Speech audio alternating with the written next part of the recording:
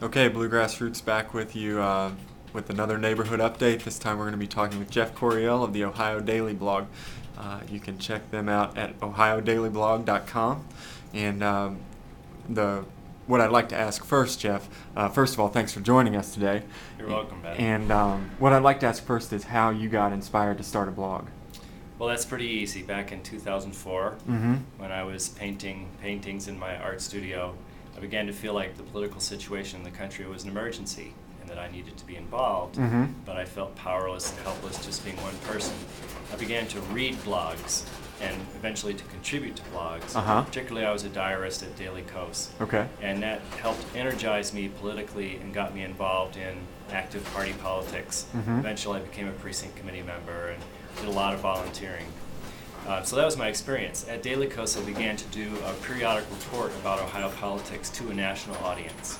So in January 2006, I decided to do that in my own venue and started Ohio 2006 blog, which, as you can imagine, the brand became a little dated as soon as it became 2007, so I switched it to Ohio Daily Blog. Great.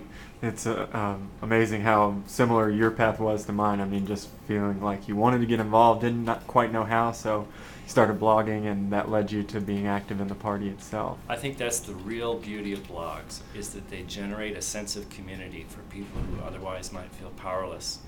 They find that there are other people who share their views and are equally committed, and it gets people to be involved and to be more politically aware and politically active. Totally.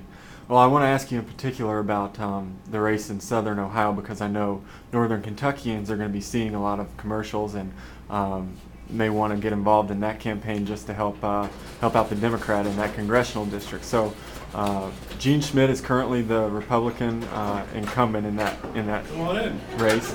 And why don't you tell us who's running against her and what the dynamics of that race are? Okay, well, Gene Schmidt won a very hotly contested multi-candidate primary to run for office in a special in 2005. And Paul Hackett, who's kind of a rock star in Democratic politics and a rock veteran, ran well against her. The succeeding election, 2006, Hackett did not run. He had played with being a candidate for governor, and instead a different person who'd been in the Democratic primary before, Dr. Victoria Wilson, ran. Okay. Dr. Victoria Wilson, a public health doctor with a long distinguished medical career, actually did better than Paul Hackett against Gene Schmidt. Of course, Gene Schmidt has a lot of sort of embarrassing incidents in her record. Now she has a record, yeah. Yes, and has a way of shooting her mouth off and of being extreme in her positions, which plays well with the minority of the district, but is, I think, an embarrassment to most people in the district. She has low approval numbers, and Dr. Victoria Wilson is not a seasoned politician before these congressional runs, but is an intelligent, capable, and dedicated person who's running a strong campaign. Great. And so you expect good things from her in 2008?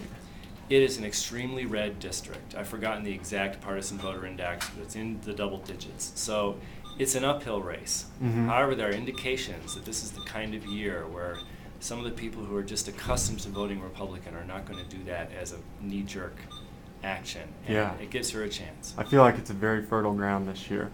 And tell us a little bit about your experience with the convention so far. Any highlights for you? Well, absolutely. Michelle Obama was by far and away the biggest highlight. I'd heard her speak before in person in Cleveland. I knew her to be intelligent and a good communicator, but I thought that last night was such a pressurized situation. There was so much riding on her performance that I was concerned that she wouldn't be in the top of their game. And instead, I think she excelled anything that we could have expected. It was just such an incredible probably moment. A 12. She was extremely intelligent and articulate. At the same time, she conveyed emotion and passion.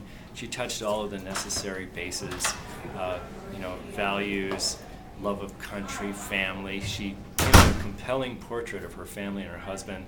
And at the same time, she just came off as such a likable person that I think that's what the antidote is needed to the kinds of scurrilous negative attacks on her personality and her husband's character that have been launched. So that was the highlight. However, I have to say that the surprise speech by Ted Kennedy was a close second. And in some way it was just as remarkable of a moment.